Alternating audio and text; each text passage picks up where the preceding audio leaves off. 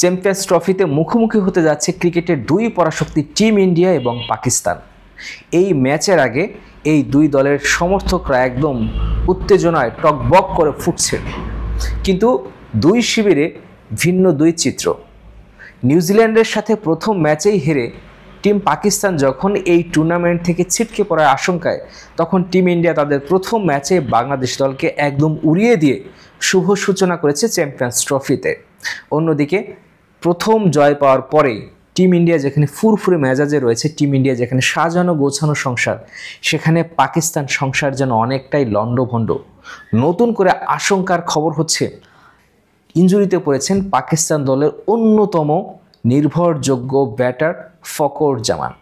দেখুন, এই চ্যাম্পিয়ন্স ট্রফির আগে চোট সমস্যা পাকিস্তানকে অনেকটাই ভুগিয়েছে।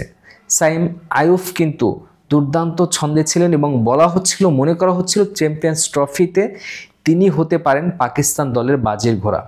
কিন্তু সেই আইয়ুব ইনজুরির জন্য কিন্তু চ্যাম্পিয়ন্স ট্রফিটাই খেলতে পারেননি, চ্যাম্পিয়ন্স ট্রফি থেকে ছিটকে গেছেন।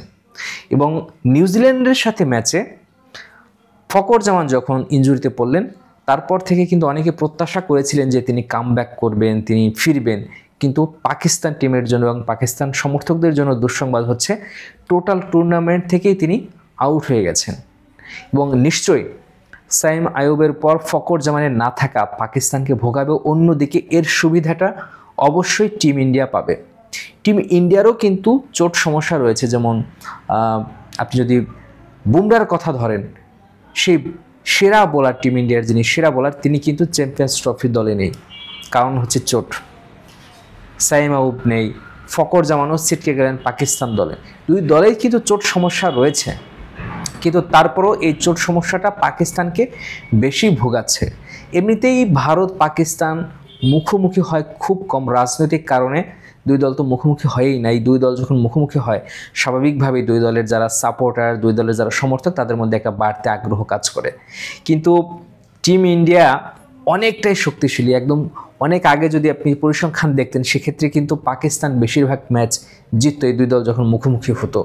একটা হাড্ডাহাড্ডি লড়াই কিন্তু আমরা দেখেছি, কিন্তু গত কয়েক বছরে সেই হারের সংখ্যাটা কিন্তু একদম কমে এসেছে এবং একচেটিয়া ম্যাচ কিন্তু প্রায় ক্ষেত্রে আমরা লক্ষ্য করি, এবং যে ম্যাচগুলোতে সাধারণত ইন্ডিয়া জিতে যায়।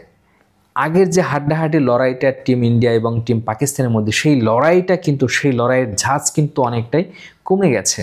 তো এবার চ্যাম্পিয়ন্স ট্রফিতে অনেকে আশা করছিলেন যে দুই দলের মধ্যে একটা জম্পেশ লড়াই দেখবেন, দুই দলের মধ্যে একটা জম্পেশ খেলা দেখবেন, কিন্তু সমর্থকরা কিছুটা হতাশ হয়ে গেছেন। পাকিস্তানের কিছুটা কিন্তু দুর্বল হয়ে গেছে এবং নিউজিল্যান্ডের সাথে হারের পর এখন কিন্তু এই টুর্নামেন্টে তারা কেমন করবে, টিকে থাকবে কিনা, এটাও কিন্তু একটা বড় রকমের প্রশ্ন হয়ে দাঁড়িয়েছে। অন্যদিকে টিম ইন্ডিয়ার দিকে যদি তাকান, তারা কিন্তু একদম বেশ ফুরফুরে মেজাজে রয়েছে। হ্যাঁ, কোহলি হয়তো বা রান পাননি, কিন্তু শুভমান গিল তিনি কিন্তু দেখুন, যেখানে শুরু করেছিলেন সেই ইংল্যান্ডের সাথে সেঞ্চুরি করে থেমেছিলেন, সেখান থেকে কিন্তু বাংলাদেশের সাথে আবারও তিনি সেঞ্চুরি দিয়ে কিন্তু চ্যাম্পিয়ন্স ট্রফি শুরু করলেন। রোহিত শর্মা বড় রান করতে পারেননি, কিন্তু তারপরেও তিনি কিন্তু ভালো সূচনা এনে দিয়েছেন। অন্যদিকে অন্য যারা প্লেয়ার যারা, তারাও কিন্তু ছন্দে রয়েছে।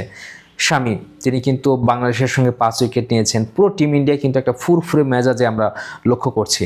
তো পাকিস্তান দলে এই দুঃসংবাদ কাটিয়ে তারা আসলে কতটা চ্যালেঞ্জ ছুড়ে দিতে পারবে এবং শেষ পর্যন্ত জিতে যায় কিনা এই দুই দল মুখোমুখি লড়াইয়ে, সেটার দিকে দৃষ্টি থাকবে সবার।